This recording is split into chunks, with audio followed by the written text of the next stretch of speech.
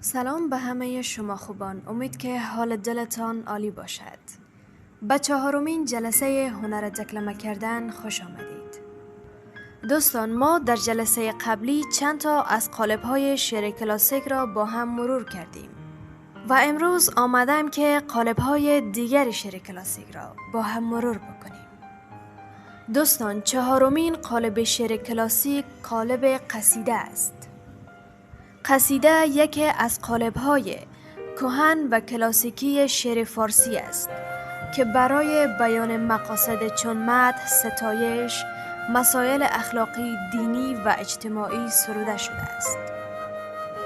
قصیده از ریشه قصد گرفته شده و معنی آن مقصود و قصد شده است. قصیده شعری است که حداقل 16 بیت داشته باشد که مصرع اول بیت با مصرع‌های دوم هر بیت هم قافیه است. دکتر منصور رستگار در کتاب انواع شعر فارسی تعداد ابیات قصیده را بین 30 تا 50 بیت بیان کرده و البته بعضی از قصیده سرایان از این فراتر هم رفته است. بیان یک تعریف کامل برای قصیده کار بسیار دشواری است، به خاطر که قالب قصیده از نظر قافیه و ردیف همانند غزل است، با این تفاوت که قصیده تعداد بیت‌های بیشتری دارد. و اما تفاوت غزل و قصیده.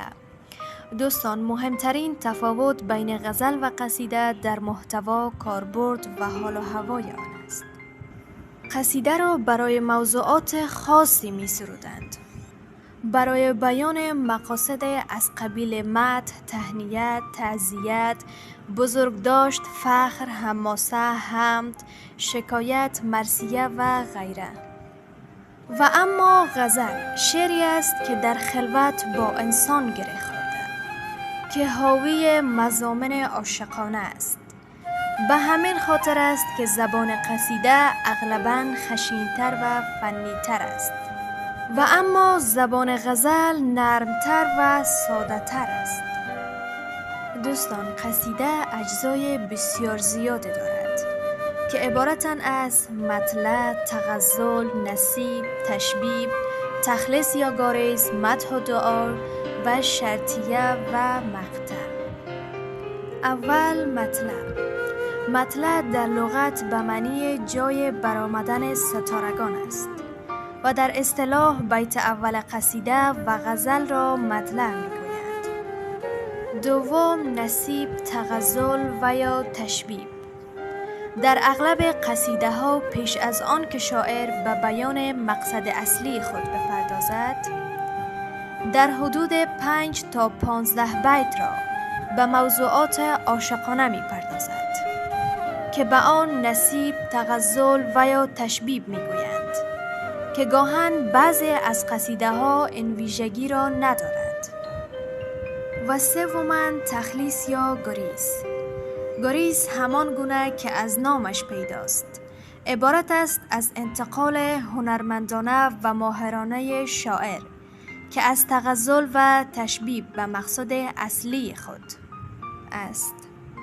دوستان، چند دقیقه قبل ما گفتیم که پیش از اینکه شاعر به مقصد اصلی خود بپردازد، در حدود 5 تا 15 بیت را به موضوعات عاشقانه می‌پردازد.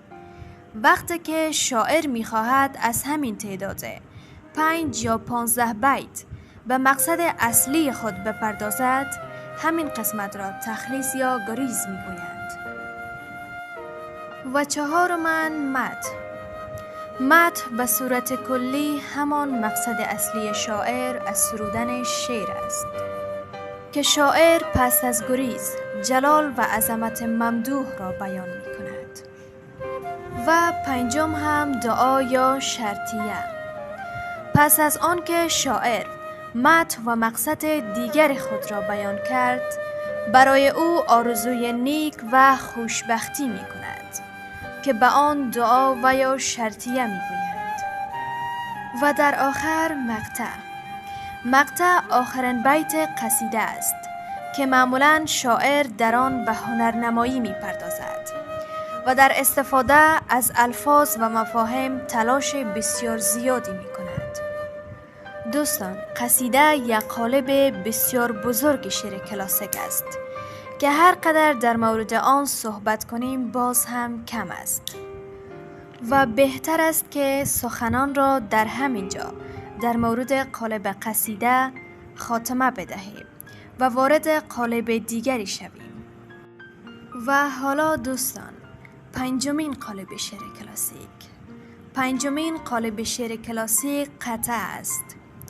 قطعه از انواع قالب شعر فارسی است که در آن تمام مصرع‌های زوج با هم قافیه است. برخلاف قالب‌های غزل و قصیده، مصرع‌های اول هم قافیه نیست. تعداد ابیات قطعه حداقل 2 بیت می باشد و معمولاً حداکثر تا 15 بیت و گاهی تا 50 بیت و بیش از این هم رسیده است که شکل گرافیکی قالب قطعه را شما در تصویر مشاهده می کنید. و پیشتازان قالب قطعه شاعران چون رودکی، انوری، ابن یمن و پرمین اعتصامی می باشد و نمونه از قالب قطعه را شما در اینجا مشاهده می نمایید. دوستان، ادامه قالب شعر کلاسیک را در دروس بعدی ادامه می دهیم. جهان سپاس از اینکه تا به این دم با من بودید. تا دیدار بعدی، الله یار و نگهدارتان.